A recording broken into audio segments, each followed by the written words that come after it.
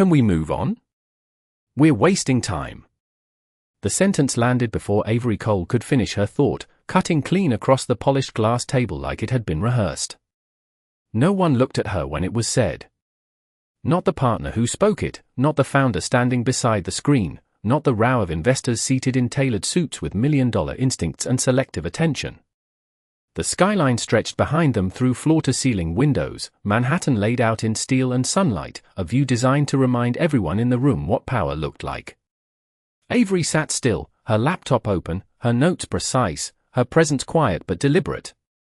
Her name was on the deck projected behind the founder, third slide down, listed under Capital Partners, but no one had referenced it. Not once. Instead, questions moved in a clean, predictable pattern, directed to the same voices, the same faces, the same assumptions. Can you walk us through your growth model again? One investor asked, leaning forward, eyes locked on the founder. Avery had built that model. She had spent weeks stress testing the projections, adjusting for risk, mapping out the exact path that had convinced this room to even schedule the meeting. But when she shifted slightly, ready to speak, the founder answered instead, repeating her analysis almost word for word, only louder, only more visible. A few heads nodded. Pens moved. Someone murmured, "That makes sense." Avery closed her mouth before a single word left it. Across the table, a junior analyst noticed.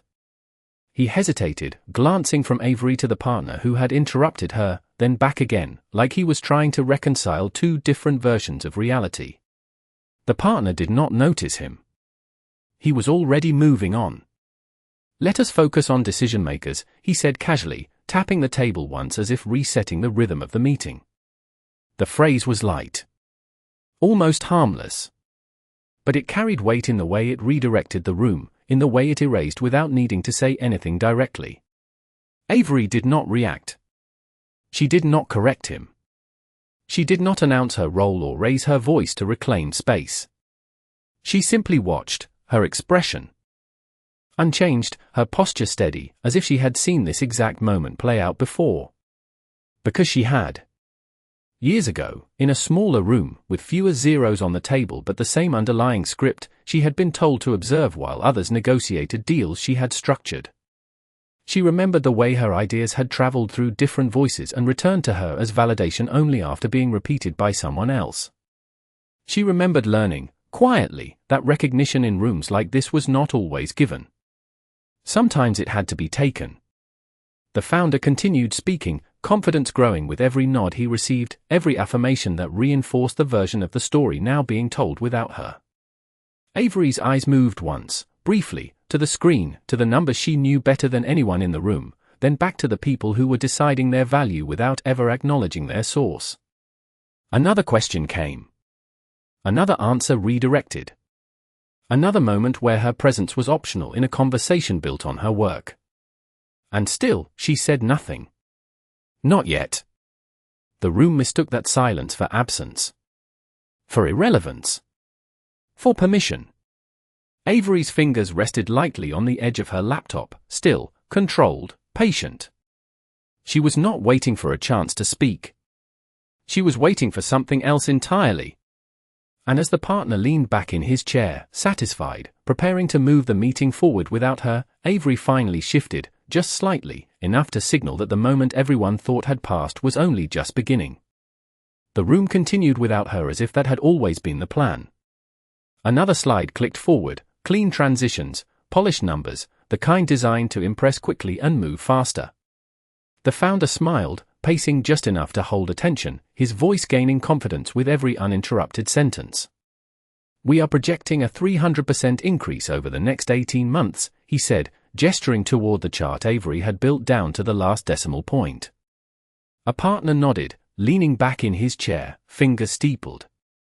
"That is aggressive," he said, though his tone carried approval.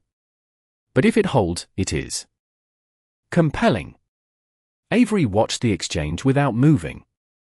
She had heard that word before. Compelling. It usually meant they were interested. It also usually meant they were about to ask harder questions. Questions she was prepared to answer. Questions she had anticipated before anyone in this room had seen the deck. But the questions did not come to her. They circled around her instead, redirected with quiet efficiency. "What is your burn rate?" another investor asked. The founder hesitated for a fraction of a second, just enough for Avery to notice, just enough for her to lean forward slightly, ready to speak. "We are currently optimizing for growth," he answered, avoiding the specifics she had already calculated. Avery opened her mouth, but before she could clarify, the partner cut in again. "Right, but let us keep it high level," he said, waving a hand lightly as if details were optional. The room accepted that. They always did when it came from the right voice. Across the table, the junior analyst shifted again, his pen pausing mid-note. He looked at Avery, then at the slide, then back at the founder, confusion settling in as he realized the answers did not fully match the numbers in front of him. He started to say something, then stopped, the weight of hierarchy pressing quietly against his hesitation. Avery noticed that too. She noticed everything. The way the room moved, the way authority was assigned without being stated, the way silence was interpreted as absence instead of control. Another question came, this time about market risk. Again, Avery leaned in slightly, her fingers brushing the edge of her laptop, ready to anchor the conversation back to reality. Again, the founder answered first, this time less precisely, relying on confidence instead of data. A few investors exchanged quick glances, subtle, but telling. Doubt had entered the room, but it had not yet found its voice. The partner leaned forward again, tapping the table once. "Let us hear from someone leading capital," he said, his eyes moving past Avery as if she were not even part of the equation. The sentence landed heavier than the first interruption. It did not just redirect. It defined. It told the room who mattered and who did not. Avery did not react outwardly, but something inside her shifted, not in emotion, but in timing. This was the moment. Not because she had been ignored, but because the pattern had completed itself. The room had revealed exactly how it operated. Across the table, the junior analyst finally spoke, his voice careful. "I think she might be," he started, glancing toward Avery, but the partner cut him off without even turning his head. "We are good," he said. The analyst stopped immediately, the words dissolving before they could form. Avery closed her laptop halfway, not fully, just enough to change the posture of her presence.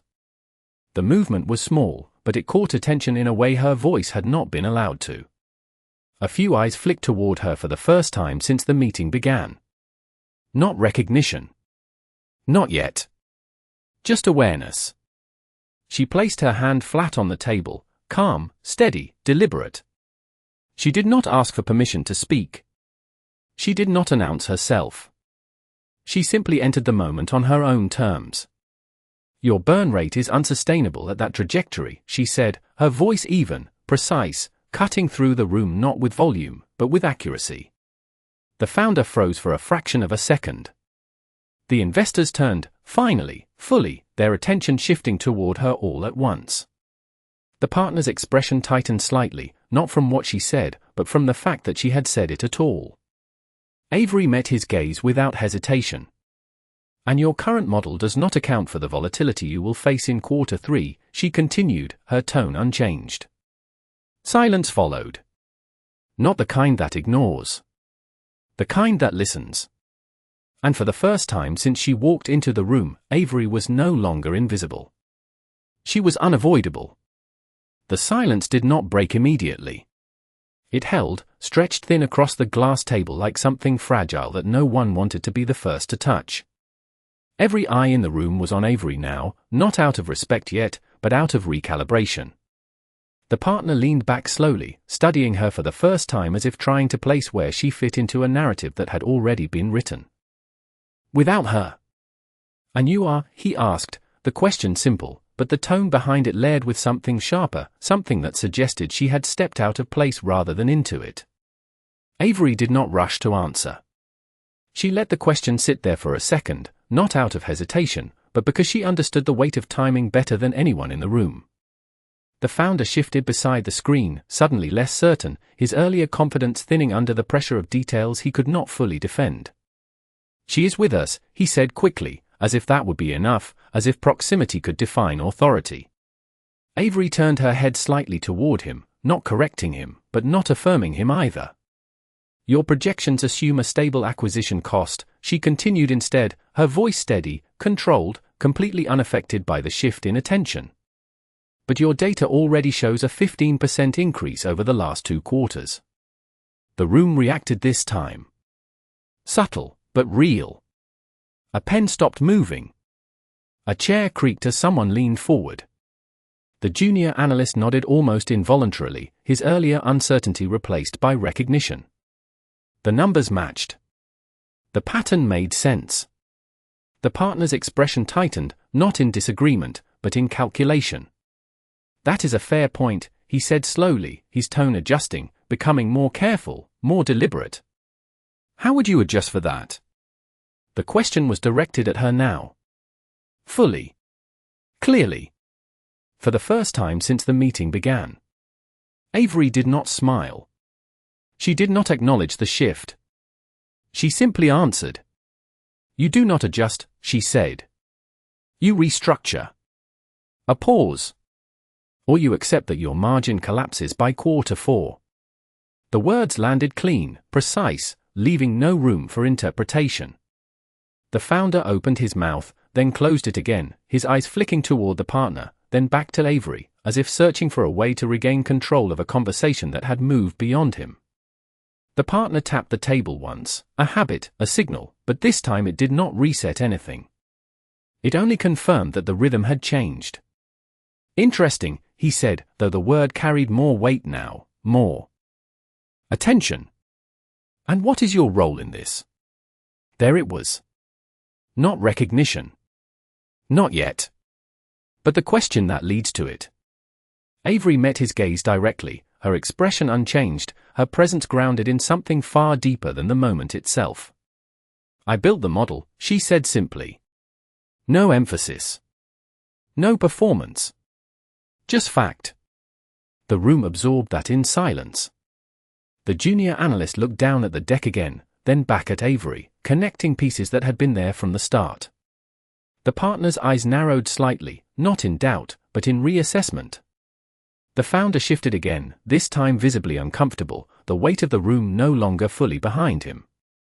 And the capital, the partner asked, his voice quieter now, more precise, as if he understood that the answer mattered more than anything that had been said so far. Avery did not respond immediately. She let the question settle, let it exist in the space between them where assumptions had just been dismantled.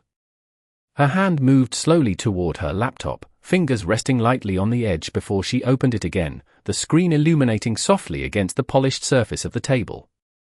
She did not turn it toward them. She did not display anything yet. She simply looked back up, her eyes steady, her voice calm, and said, "That depends on how this room decides to listen."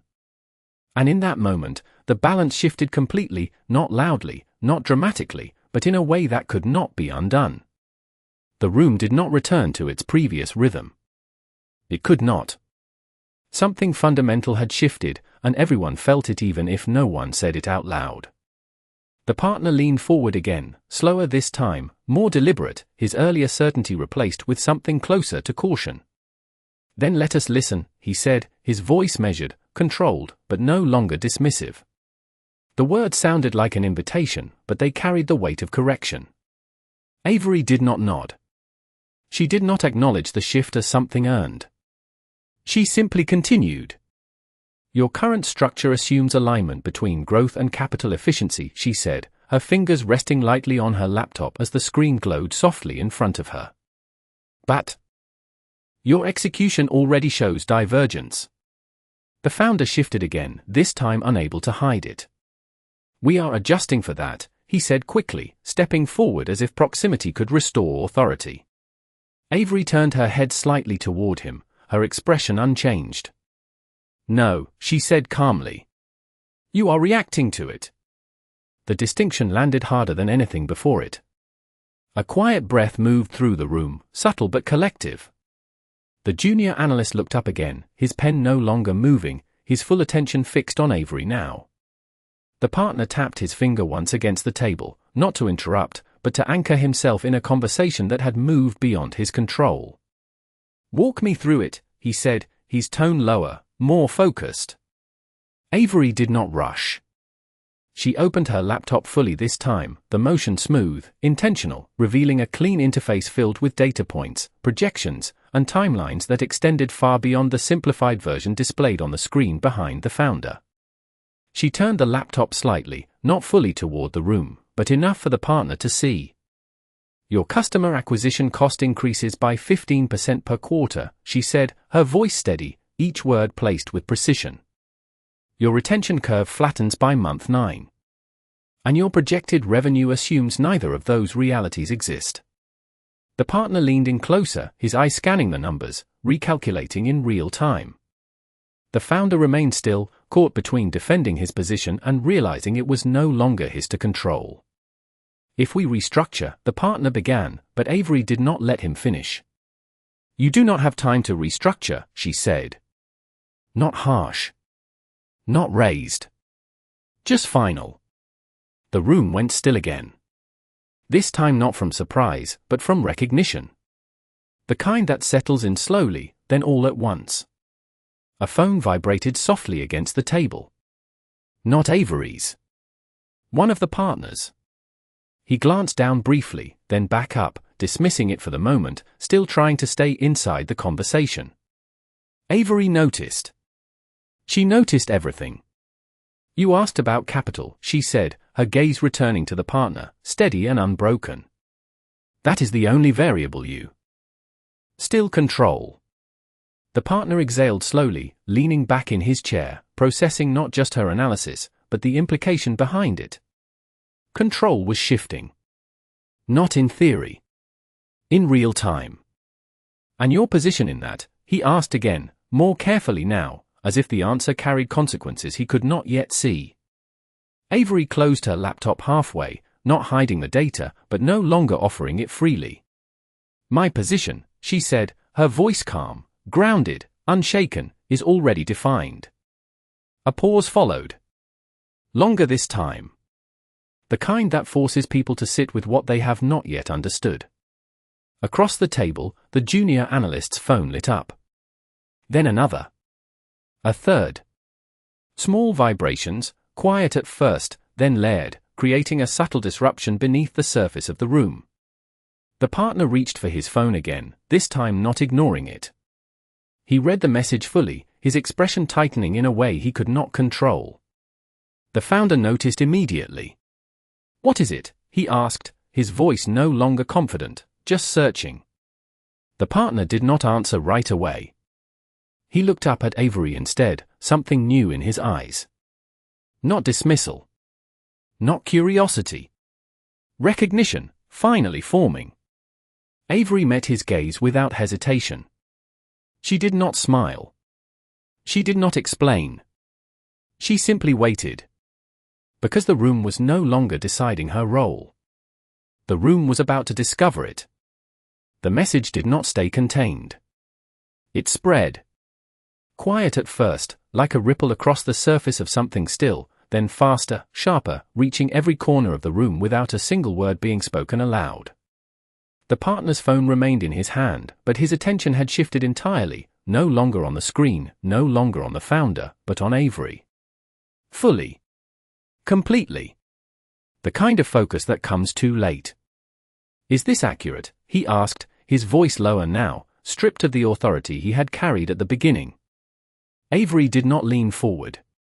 She did not reach for her laptop. She simply held his gaze. "It is already executed," she said. The distinction landed with finality. Across the table, another phone buzzed, then another, the sound layering just enough to break the illusion of control that had defined the room minutes ago. The junior analyst checked his screen this time, unable to ignore it, his eyes widening slightly as he read. He looked up at Avery, then at the partner, then back down again, confirming what he already understood. The founder stepped forward, his composure slipping for the first time. "What does that mean?" he asked, his voice tighter now, the confidence replaced with something closer to urgency. The partner did not answer him. He was still looking at Avery. You said your position was defined, he said slowly. Defined how? Avery let the question sit for a second, not out of hesitation, but because the answer was no longer something she needed to introduce. It was already moving through the room, already reshaping the outcome. Through allocation, she said. Simple. Precise. Enough. The founder frowned, confusion breaking through his earlier control. Allocation of what? He pressed, stepping closer to the table, as if proximity could pull clarity out of the moment. The partner exhaled slowly, finally turning his phone so the screen faced him fully, reading the message again as if hoping it would change. It did not. The lead capital, he said quietly. The words did not carry far, but they did not need to. Everyone heard them. The room shifted again, this time more visibly. Chairs adjusted. Postures straightened. The hierarchy that had been assumed at the start of the meeting began to dissolve in real time. Avery remained exactly where she was, her presence unchanged, her hands resting calmly against the edge of her laptop. She had not raised her voice. She had not demanded attention. And yet, she now held all of it. The founder's expression tightened, the realization arriving in pieces that did not fit together fast enough. Wait, he said, shaking his head slightly. You are saying you are the one funding this round? Avery did not answer immediately. She did not need to confirm what was already being confirmed around him. The partner spoke instead, his voice measured, controlled, but no longer leading. She is not just part of the round, he said, his eyes still on Avery. She is the round. Silence followed. Not confusion this time. Not dismissal. Understanding. The kind that settles heavy and irreversible.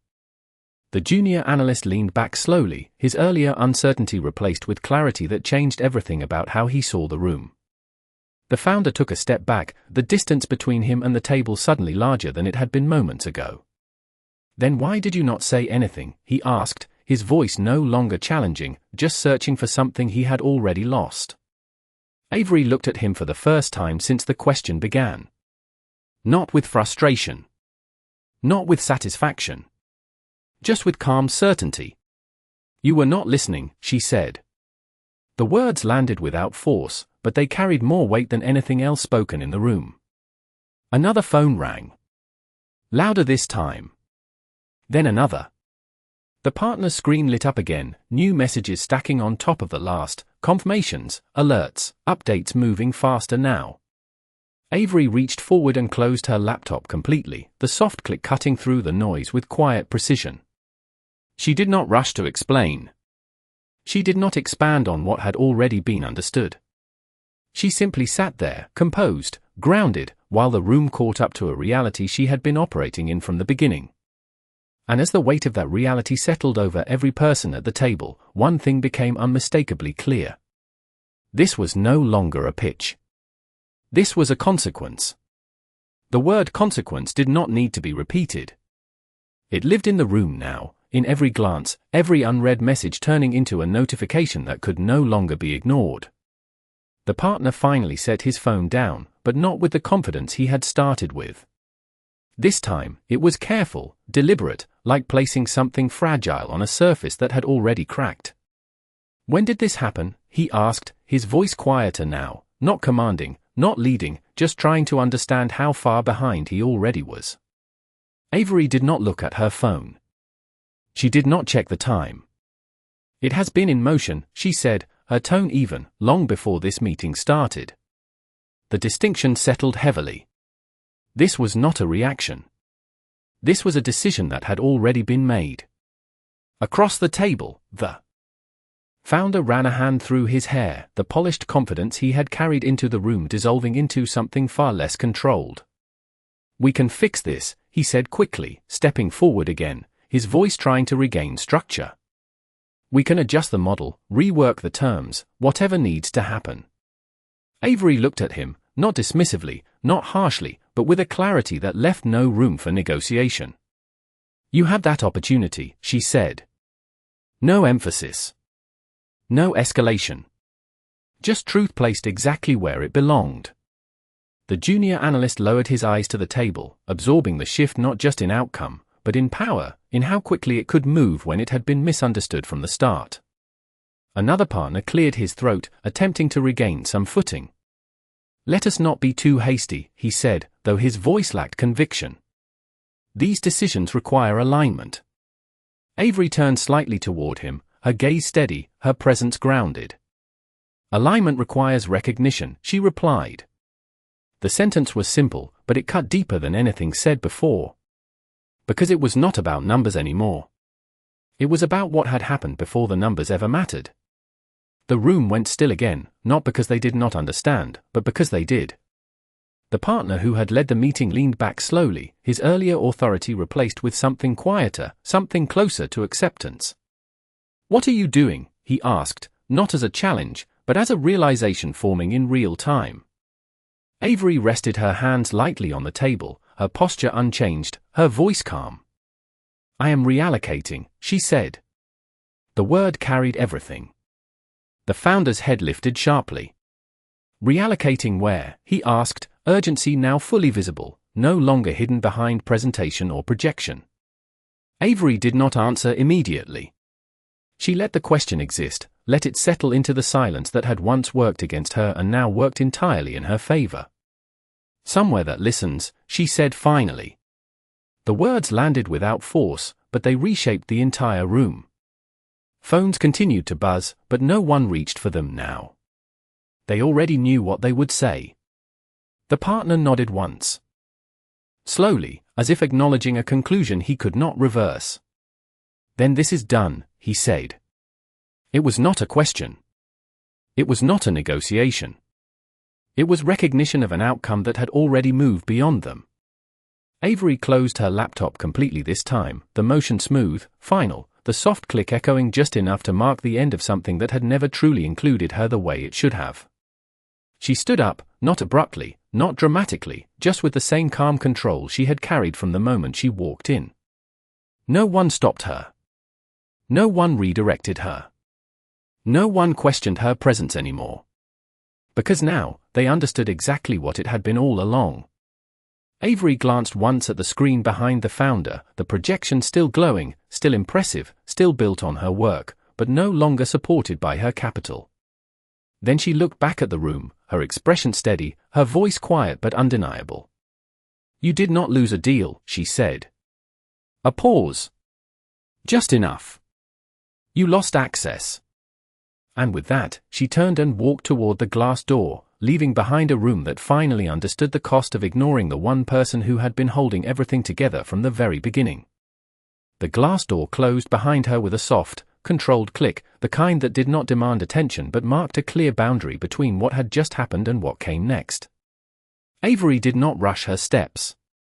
The hallway outside the conference room stretched long and quiet, lined with muted art and soft lighting that reflected off polished floors, a space designed for composure, for control, for decisions made behind closed doors. She moved through it with the same steady pace, her heels landing in a rhythm that felt intentional, grounded, unaffected by the noise she had left behind. Inside the room, that noise had not stopped. It had only changed form. The founder stood frozen for a moment after she left, as if expecting the door to open again, as if waiting for a correction that would not come. "We need to call her back," he said finally, his voice tight, no longer polished, no longer certain. The partner who had led the meeting did not move. He remained seated, staring at the spot Avery had occupied, as if trying to reconstruct the last 20 minutes in a way that made sense. "No," he said quietly. "We needed to listen when she was still here." The distinction settled heavily across the table. Another partner picked up his phone again, scrolling quickly now, reading through the cascade of confirmations that had already begun to reshape the deal. "The funds are already being redirected," he said, his voice low, almost disbelieving. "This is not a negotiation anymore." The junior analyst sat back in his chair, his earlier hesitation replaced with a clarity that came too late to change anything. He looked at the deck still projected on the screen, the numbers now stripped of the weight they had carried just minutes before. Without her capital, they were just projections again. Outside, Avery reached the end of the hallway and paused briefly near the floor-to-ceiling windows that overlooked the city. The skyline stretched endlessly, buildings stacked in layers of ambition and outcome, each one representing decisions made in rooms just like the one she had left. She did not look back. She did not check her phone immediately. She simply stood there for a second, letting the moment settle, not as a victory, but as confirmation. Her phone buzzed once in her hand, then again, a steady stream of updates moving faster now that the shift had been fully executed. She glanced down briefly, scanning the messages with practiced efficiency.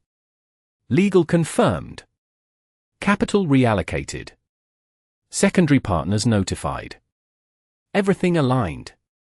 Everything complete. Inside the conference room, the founder paced now, his earlier composure gone entirely. There has to be a way to salvage this, he said, running through options that no longer existed. We can reach out, explain, reset the terms. The partner shook his head slowly. You do not reset access once it is gone, he said. The words echoed in the room with a finality that no one challenged. Another phone rang. This time, it was not ignored. The partner answered, his voice controlled, but stripped of authority. Yes, he said. A pause. We understand. He ended the call without elaborating. Because there was nothing left to explain. The outcome had already been decided elsewhere. Avery turned from the window and continued walking, her path clear, uninterrupted, the space around her no longer defined by whether she belonged. She had never needed that confirmation. She had only needed the moment. As she reached the elevator, the doors opened immediately, as if timed to her arrival, the interior quiet, reflective, ready to carry her forward without delay. She stepped inside and pressed the button without hesitation. The doors began to close, sealing off the hallway behind her, the same way the deal had closed behind the room she left. And as the elevator descended, smooth and steady, one truth remained unmistakable. The room had not lost her because of numbers. It had lost her because it never understood where the real power had been sitting all along. The elevator moved smoothly, almost silently, descending floor by floor as the city outside the glass shifted in slow layers of steel and reflection. Avery stood still inside, her posture relaxed, her gaze forward, not watching the numbers above the door, not tracking how far she had gone, because distance was no longer something she needed to measure. The deal had already created that distance for her. Her phone vibrated again, a steady rhythm now, not urgent, not chaotic, just confirmation after confirmation aligning exactly as expected. She glanced down briefly, scanning without emotion. One message stood out, short, direct. Reallocation confirmed. Secondary fund secured. She read it once, then locked the screen, slipping the phone back into her hand without breaking stride in thought. The doors opened into the lobby with a soft chime, revealing a space just as controlled as the room she had left, but without the tension, without the illusion of hierarchy trying to hold itself together. People moved through it with purpose, conversations low, footsteps measured, the quiet hum of a place where decisions were constant but rarely visible. Avery stepped out, her heels meeting marble with the same calm precision, her presence unhurried, uninterrupted. No one stopped her. No one questioned her. And yet, a few heads turned, not because they knew what had just happened upstairs, but because something in her composure drew attention without asking for it. Behind her, far above, the conference room had not settled. It had fractured into smaller conversations, each one trying to make sense of what could not be reversed. The founder stood near the screen, his presentation still frozen on a slide that no longer mattered. We can find another lead, he said, though his voice lacked conviction now, each word sounding more like a hope than a plan. The partner who had led the meeting shook his head slowly, still seated, still processing. Not at this scale, he replied. Not with this timing. Another partner leaned forward, his hands clasped, his tone more urgent. Then we restructure immediately. Cut projections, reduce burn, make it viable. The junior analyst looked up from his notes, finally speaking without hesitation. It is not just the capital, he said. The room turned toward him. It is the signal, he continued. If she pulled out, others will follow. The realization landed harder than anything before it. This was not a single loss. It was a chain reaction already in motion. Back in the lobby, Avery crossed the open space toward the exit, the glass doors ahead reflecting the city beyond, wide and endless. A receptionist glanced up as she passed, offering a polite nod that Avery returned with the same quiet acknowledgement she had given everyone else. No extra attention. No explanation. Just presence. Her phone buzzed again, and this time she answered, lifting it to her ear as she stepped outside into the afternoon light. The air felt different here, open, uncontained, the noise of the city replacing the controlled silence of the building behind her. Yes, she said, her voice calm, steady, as if the past hour had been nothing more than a scheduled task completed on time. A voice responded on the other end, quick, efficient. We have already secured the alternate allocation. They accepted immediately. Avery nodded slightly, though the person on the other end could not see it. Of course they did, she said. Not with arrogance. With certainty. Because she understood value in a way the room upstairs had not. She ended the call and slipped the phone back into her hand, her gaze lifting briefly to the skyline. For a moment, just a moment, she remembered a different building, a smaller office years ago, where she had sat in a chair just like that analyst, watching deals move around her, learning who was heard and who was overlooked. She had not spoken then either. Not because she did not have something to say, but because she was learning when it would matter most. The memory faded as quickly as it came, replaced by the present, by the clarity of what had just unfolded. Avery stepped forward onto the sidewalk, merging into the movement of the city without hesitation, her path clear, her direction defined long before anyone else realized it.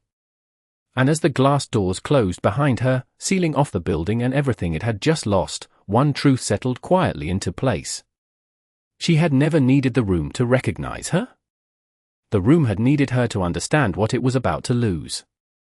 The city moved around her like it always had, fast, indifferent, layered with ambition that never paused long enough to notice what it passed. Avery stepped into that rhythm without effort, her pace matching the flow of people crossing intersections, voices blending into the steady hum of traffic and distant sirens. Nothing about the outside world had changed, and yet everything had. Her phone remained still in her hand now, the stream of confirmation slowing as the system settled into its new alignment. Decisions had been made, executed, and absorbed. What remained was consequence, unfolding in places she did not need to see to understand. Several floors above, the conference room had shifted from reaction to realization.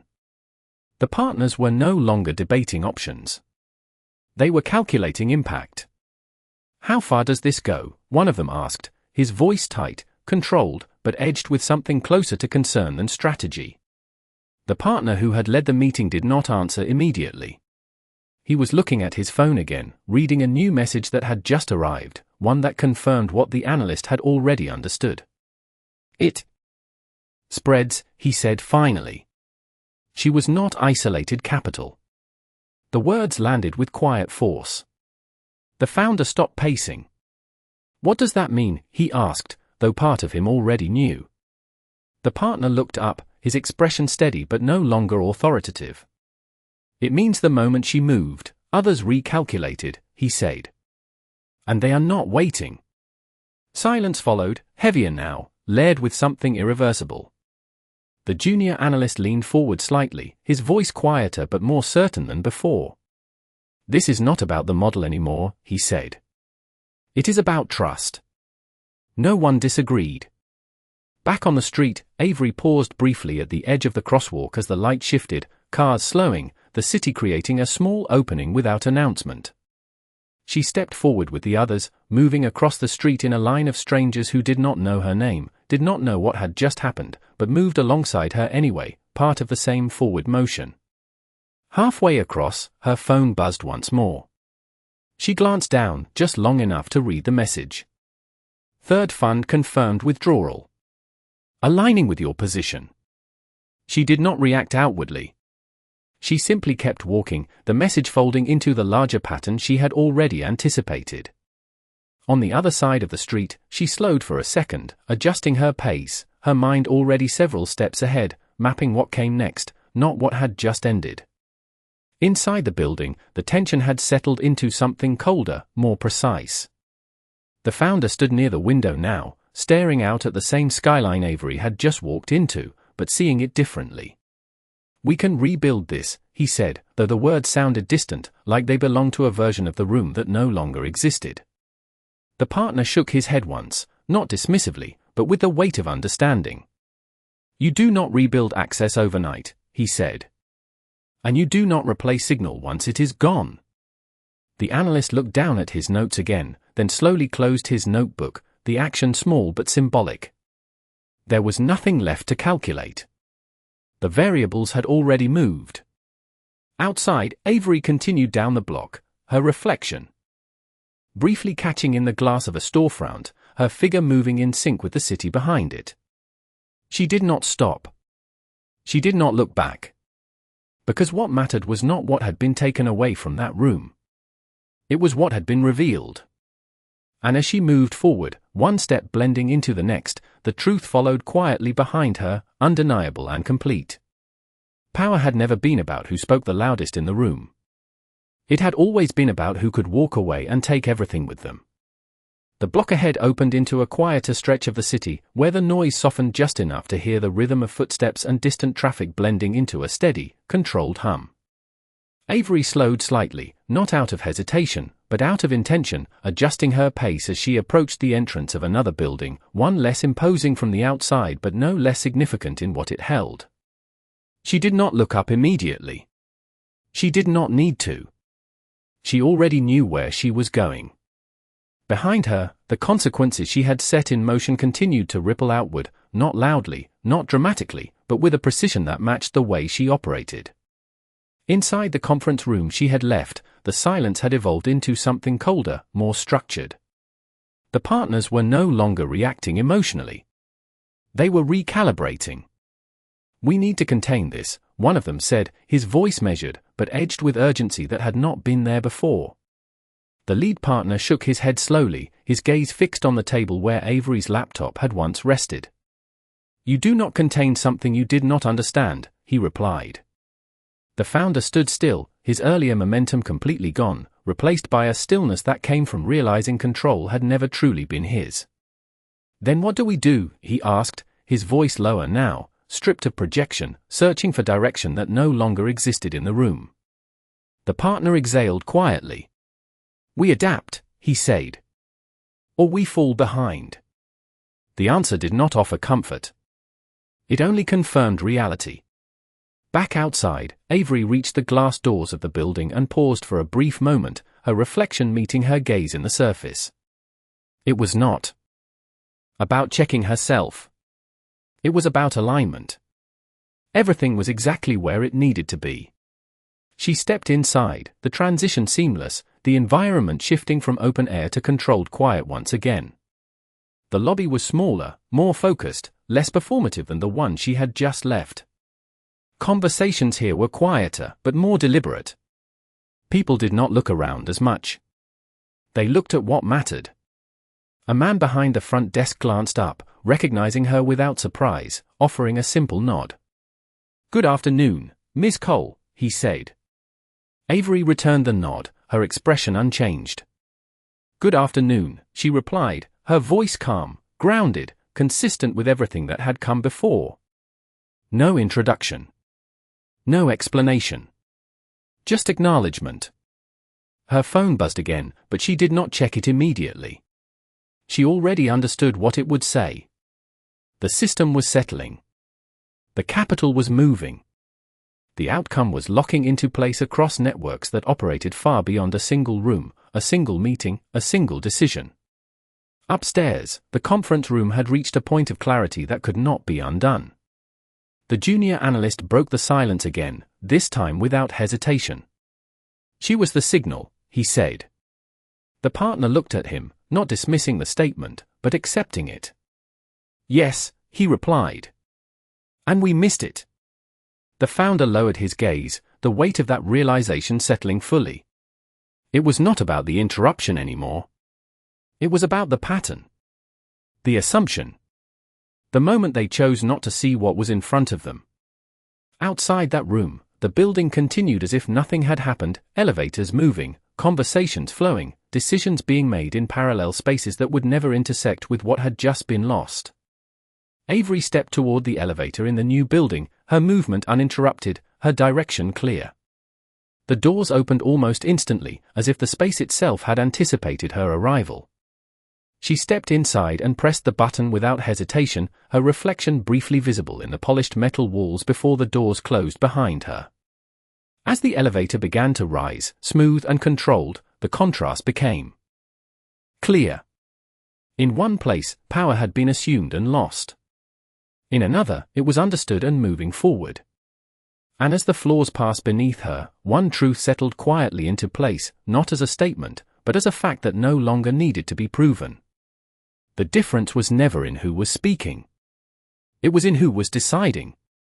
The elevator rose with quiet precision, each floor passing without interruption, without hesitation, as if the building itself understood momentum better than the room she had left behind. Avery stood still, her reflection steady in the brushed steel walls, her posture unchanged, her expression calm, grounded, untouched by what had just unfolded. The movement upward was smooth, controlled, deliberate. No sudden stops. No recalculations. Just direction. When the doors opened, they revealed a space that felt different immediately. Not louder. Not larger. Just clearer. A conference room ahead, glass walls again, but this time the energy inside was focused, aligned, intentional. No one here was performing attention. They were already paying it. As Avery stepped out, the conversation inside paused, not awkwardly, not out of confusion, but out of recognition. A man near the head of the table stood slightly, not fully rising, just enough to acknowledge her presence. "You are right on time," he said. Avery nodded once, stepping into the room with the same measured pace, her presence settling into the space without resistance. She did not take the head seat. She did not claim position through movement. She simply sat where it made sense, placing her phone gently on the table, screen down, as if to signal that what mattered here was already decided. Around her, laptops were open, documents aligned, numbers already adjusted. This was not a pitch. This was execution. "We saw the shift," another voice said, calm, prepared. "Your reallocation triggered immediate responses across 3 additional funds." Avery glanced at him briefly, then at the data in front of her. As expected, she replied. No emphasis. No surprise. Just confirmation. The man nodded. "They followed your lead." A slight pause. Not the model. The distinction mattered. Avery leaned back. Slightly, her gaze moving across the table, reading not just the data, but the people behind it. No hesitation. No assumption. Just alignment. "Good," she said. "That means they are paying attention." The room absorbed that without question. Across from her, a woman adjusted a document and slid it forward. "We have secured the alternate position," she said. "Stronger margins, cleaner structure, and leadership that actually understands their own numbers." Avery's eyes moved to the page, scanning quickly, efficiently. Every detail was where it needed to be. Every variable accounted for. She nodded once. "Proceed," she said. The word carried weight, not because it was loud, but because it was final. Around the table, movement resumed instantly. Not rushed. Not chaotic. Just precise. Decisions being implemented in real time, capital moving, alignment locking into place across systems that operated quietly but effectively. No one questioned direction.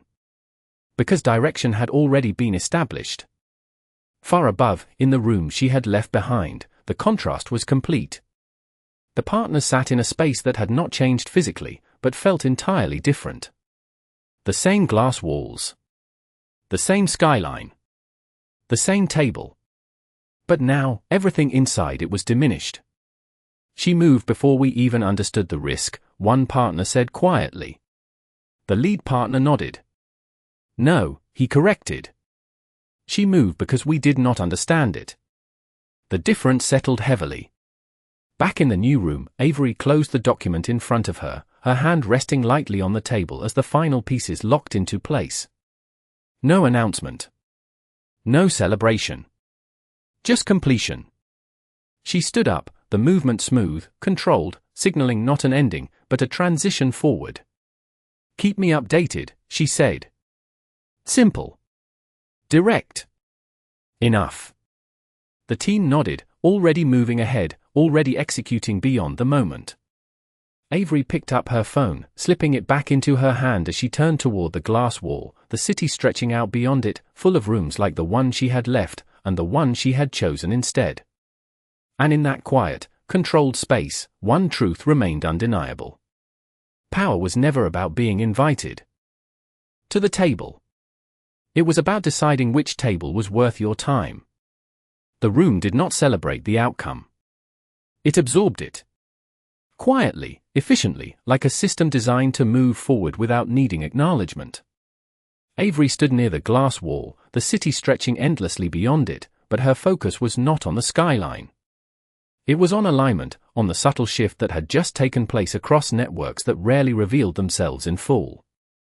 Behind her, the team continued working, voices low, movements precise, each action building on the decision that had already been made. A message appeared on the central screen, brief but definitive. Capital secured. Allocation locked. No one reacted outwardly. They simply adjusted, moving to the next phase without hesitation. Avery turned slightly, her gaze returning to the table where the documents had already been reorganized, updated, refined. Nothing about this moment required explanation. It required execution. Timeline, she asked, her voice calm, measured, cutting cleanly through the room without needing volume. The woman across from her glanced at her tablet. 72 hours for full deployment, she said. Initial movement begins within the hour. Avery nodded once. That was enough. No further clarification. No delay. Across the table, another team member leaned forward. There is already external reaction, he said. Word is spreading faster than expected. Avery did not look surprised. It always does, she replied. When the signal is clear. The word lingered, subtle but powerful. Signal. Not noise. Not speculation. Something real. Something others recognized immediately, even without context. Far above, in the room she had left behind, the same word had taken on a different meaning. The partners were no longer speaking in hypotheticals. They were tracing impact. It is everywhere now, one of them said, staring at his screen as updates continued to arrive. Every major fund is adjusting. The lead partner sat still, his earlier presence reduced to something quieter, more reflective. They are not adjusting, he said slowly. They are following. The distinction cut deeper than anything else. Because it confirmed what had been missed. Not just the capital. The direction. The founder stood near the edge of the room, no longer pacing, no longer trying to fix something that could not be reversed. We were already in the room, he said quietly, as if trying to hold onto something that no longer existed. The partner looked at him, not unkindly, but without illusion. You were in the room, he said. She was the room. The silence that followed was complete. Not tense. Not reactive. Just final. Back in the new space, Avery moved toward the table again, her steps steady, her presence anchoring everything without needing to assert it. She picked up a document, scanning briefly before setting it back down. Every detail aligned. Every variable accounted for. This was not recovery. This was progression. Her phone buzzed once more. She glanced at it this time, reading a short update. Final confirmation received. She locked the screen and set it down again, her hand resting lightly beside it. Done. Not dramatically. Not loudly. Just done. Around her, the room continued moving, not because it had to, but because that was what it was built to do. No hesitation. No second guessing. Just forward. Avery looked out at the city once more, not searching for anything, just acknowledging the scale of what moved beneath it. Rooms like this existed everywhere. Some understood. Some did not. And that difference decided everything. She turned back toward the table, her voice calm, grounded, unmistakably clear. "We proceed," she said. No emphasis. No repetition. Just direction. And as the room responded instantly, seamlessly, one truth settled quietly into place, deeper than any single moment could contain. Power was not proven in the moment you were ignored. It was proven in the moment you chose what happened next. The room did not slow down after her words. It sharpened. Every movement became more precise, every decision more immediate, as if the space itself had been waiting for that final confirmation to fully activate. Avery stood at the center of it without needing to claim it, her presence already embedded in the direction everything was moving. Screens updated in real time, numbers shifting, allocations locking, messages syncing across channels that extended far beyond the walls of the room. No one asked if they should proceed. They already were. Across the table, the woman who had presented the timeline glanced up briefly. "First wave deployed," she said. Avery nodded once. No reaction beyond that. Because this was not a moment of surprise. It was the natural result of a decision made with clarity. Her phone remained still now, no longer buzzing, no longer signaling change, because the change had settled. What remained was execution. Outside the glass, the city continued without pause, unaware of the shift that had just redirected millions in capital, unaware of the silent correction that had just taken place between rooms that operated on entirely different levels of awareness. Avery stepped closer to the window, not to admire the view, but to acknowledge the scale. Every building held rooms. Every room held decisions. And not every decision was made by the loudest voice. Behind her, the team moved seamlessly into the next phase, voices low, focused, aligned. "Secondary partners are confirming alignment," one voice said. Another followed, "Legal has finalized documentation." Each update landed clean, without friction, because everything had already been anticipated. Avery turned back toward the table, her gaze steady, her posture unchanged. "Maintain pace," she said. Simple. Direct. Enough. The words carried forward instantly, absorbed into the rhythm of the room. Far above, in the space she had left behind, the silence had become something else entirely. Not confusion. Not denial. Just awareness. The partner who had once led the conversation now sat with his hands folded, no longer directing, no longer shaping outcomes, only observing what had already passed beyond his reach. "We misread the room," one of the others said quietly. He did not respond immediately. When he did, his voice carried something different than before. "No," he said. "We ignored it." The correction settled heavily, not as blame, but as fact. The founder stood near the screen that still displayed numbers no one believed in anymore, his reflection faint against the glass behind it. "She never argued," he said, almost to himself. The partner looked at him, then back at the empty chair where Avery had once Saturday. "She did not need to," he replied. Back in the new room, Avery reached for her phone, not to check updates, but to move forward. She sent a single message, short, precise, final. Close remaining gaps. She did not wait for a reply. She did not need one. She placed the phone back down and looked across the table one last time, not at the data, not at the screens, but at the people who understood exactly what had just happened and why. No explanation required. No validation needed. Just alignment. Avery stepped away from the table, her movement smooth, controlled, signaling transition without announcement. As she moved toward the door, the room did not pause. It continued, exactly as it should, because the direction was clear. She reached the glass door and placed her hand against it, the surface cool, solid, real. For a brief second, her reflection met her again, steady, unchanged from the moment she first walked into the other room, the difference not in who she was, but in what had been revealed. She opened the door and stepped out, the sound soft, almost silent, but final. And as it closed behind her, sealing off a space that now moved forward on her terms, one truth remained, clear and unshakable. She was never ignored. She was underestimated.